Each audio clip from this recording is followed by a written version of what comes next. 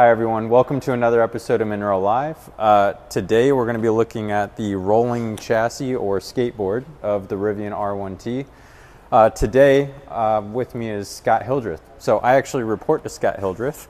So he's the Vice President of Commercial over here at Monroe, and interestingly enough, I've worked for Scott not just for the time he's been at Monroe, but before that in a client capacity. So I've got a lot of background with Scott. I know when Scott and I were first looking at this before we even separated the rolling chassis or skateboard and body, some things started to jump out at us relative to experience looking at conventional body on frames and just some of the way they executed the architecture. So Scott, maybe you could get us started. When you look at this, what are some of your first impressions? What kind of stands out to you?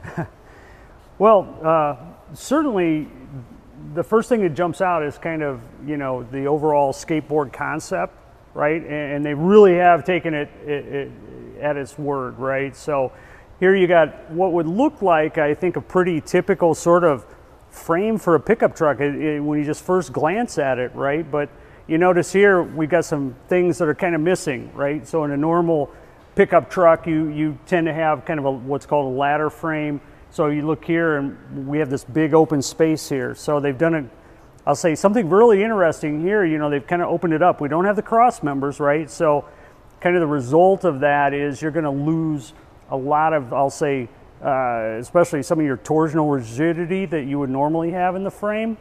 But they're going to pick that back up because we'll talk a little bit later about how they mount the body to this thing.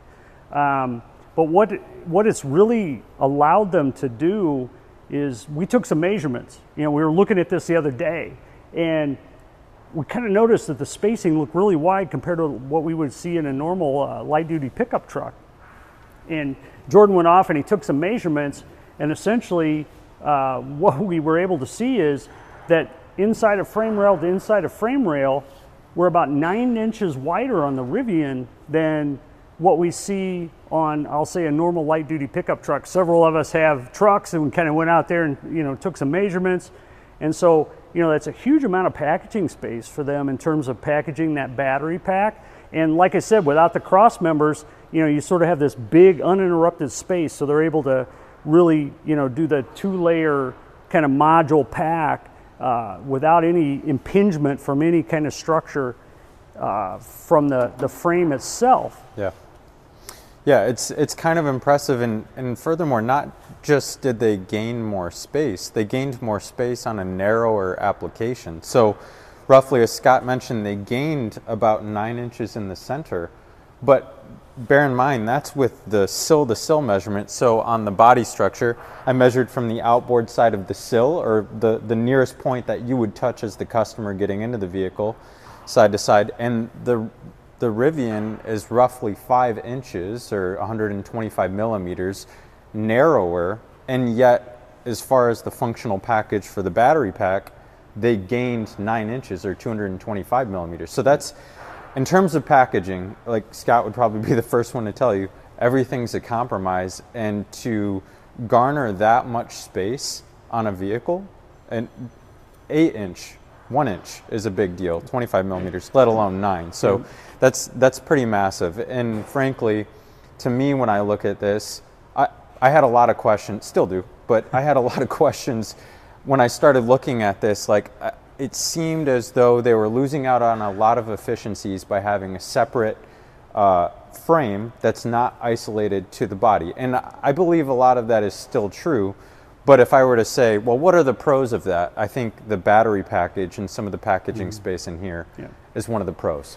Yeah, so they're going to, what they're going to do is then, because what's different than a normal pickup truck, usually those are body on frame, right? And a body on frame, normally that body is sitting on, kind of engineered rubber elements, isolators that separate the frame to the body. You can, pick up a lot of extra isolation and improved MVH. There's a lot of reasons to want to do that.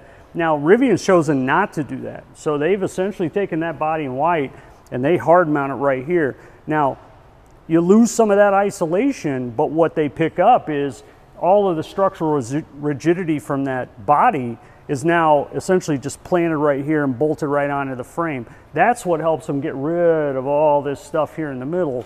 So, you know, it's a big enabler for them to be able to, you know, once again, pick up a huge amount of packaging space for their battery pack here.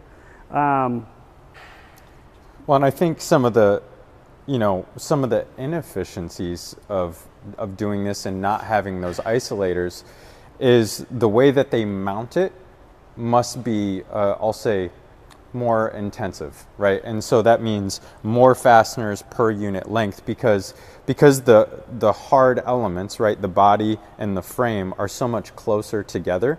They need to control that distance in a more structural manner. And so if you were to look at a conventional body on frame application, the mounts that Scott was referring to are typically outboard of the frame. We would refer to them as perch mounts, where those isolators sit in. And there would be anywhere, depending on the cabin bed configuration, between 12 and maybe 18 of those mounts on a ladder frame. And they would have 1 bolt per mount. So, you know, 18 fasteners would not be uncommon to find in an application that would be on one of this vehicle's competitors. But when we counted all the fasteners that join this frame to that body, we were over 100. So literally a order of magnitude more on this vehicle in terms of the number of fasteners to join the two. In addition to the fact that, especially on the front end, as we look at the shock tower, and I would call this like the apron coming down from the shock tower, they had multiple brackets and then even some cast iron brackets down here that were acting as tire catchers. So that's from an impact perspective for small overlap rigid barrier more than likely. So not only did they have 100 fasteners, they also had brackets to supplement the joining of those two.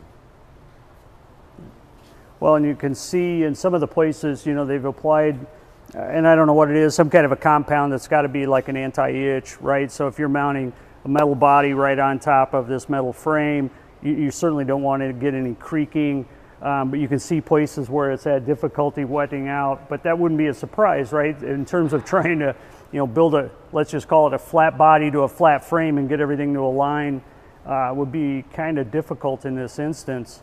But you can see here where there's 2 levels of fastening. So the body is decked down, right? Slides down here and sits like this. And then there are bolts that come from underneath that I think also bolt through parts of the pack, the outer structure of the pack. And then there are bolts that are coming from the top down into the frame. You know, just even alignment issues could be some issues for them. But that's what drives all these fasteners. So you start to see is like lots of fasteners. That's going to help contribute to the overall stiffness. You know, the thing we haven't talked about yet is some of the other requirements that the vehicles have to meet, like side impact. This FMVSS 214.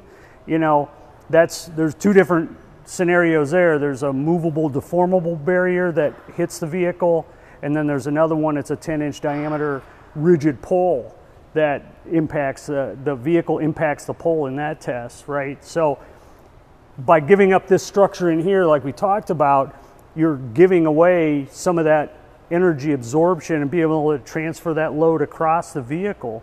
Now, I've looked at the pack. The pack doesn't really have any side impact structure that I can really see. It's a kind of a thick-walled extrusion, but you know, typically in that kind of an event, right? So you're trying to prevent any sort of impingement into the pack. You certainly don't want to rupture any cells inside that pack or leak any electrolytes or anything, you know, detrimental like that. So it looks like, you know, you can see kind of these flow drill type screws that they've got a lot of structure inside of this frame rail. At some point we may try to cut this open and take a look at it, but you're having to kind of absorb all that energy, you know, right here. It doesn't look like, you know, the sills have a little bit of structure in them, but they're not very deep, you know, cross car, and so it's not clear how much benefit they're getting out of this. So it's like this rail is really picking up a lot of that event.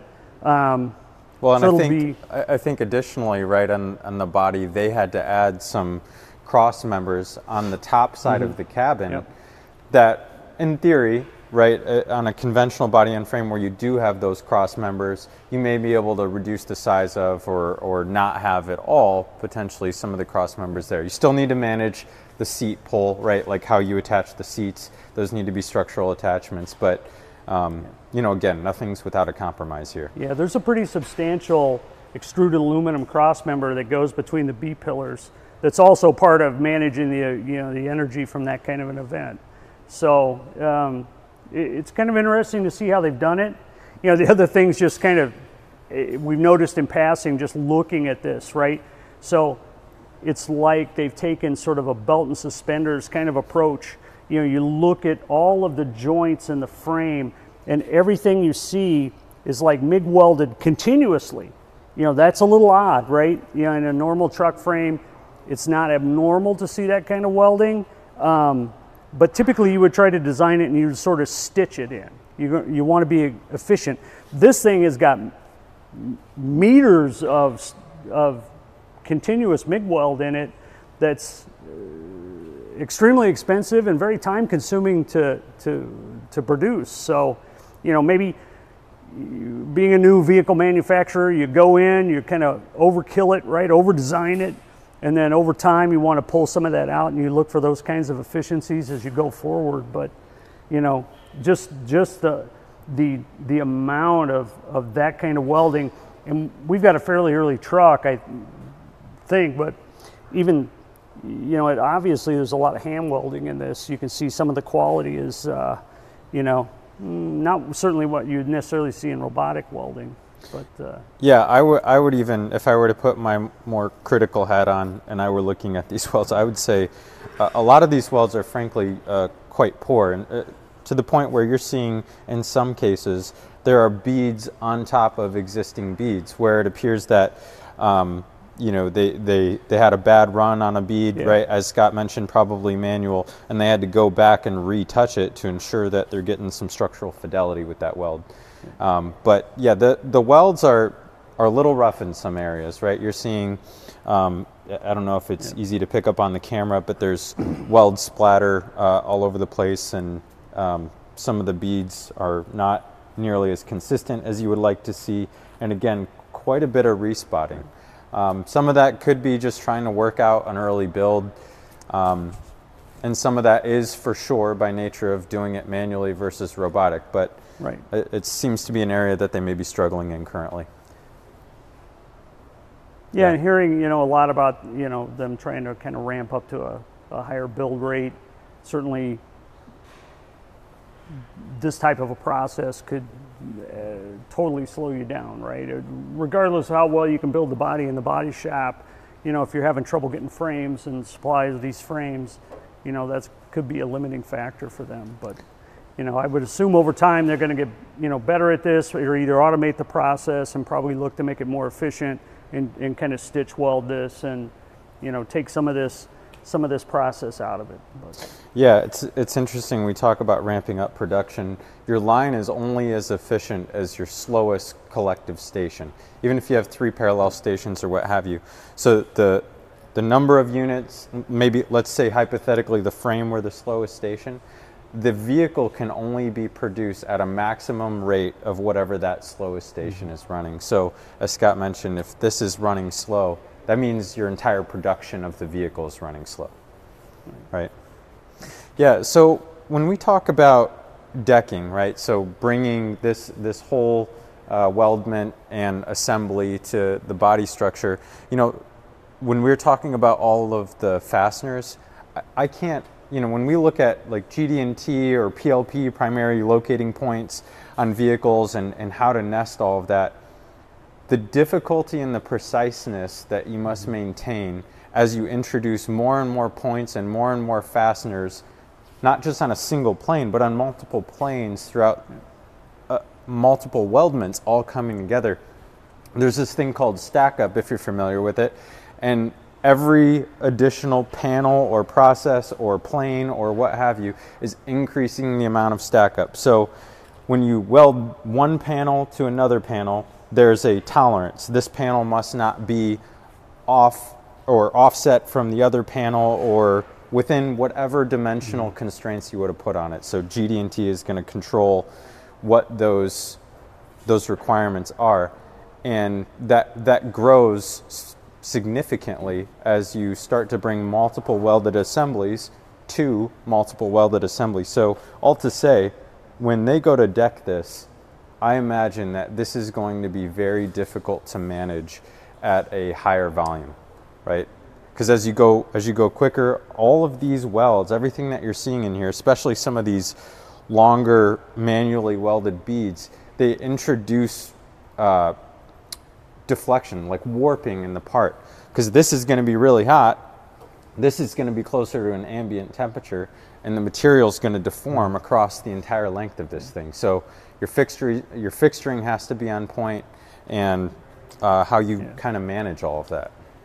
Yeah, and dimensionally, I mean, like you're saying, they've given themselves some challenges, because I can see here that these are all like weld nuts in here, right? So it wasn't even like they gave themselves like an oversized hole with a floating tapping plate or something, right, that is kind of a cage nut or something that they've got some, a margin for error to kind of get in. I don't know, I'd have to look in the body to see if they're, a much oversized hole, but you still got to get all of these holes to line up, and that does become a challenge when you got multiple panels coming together.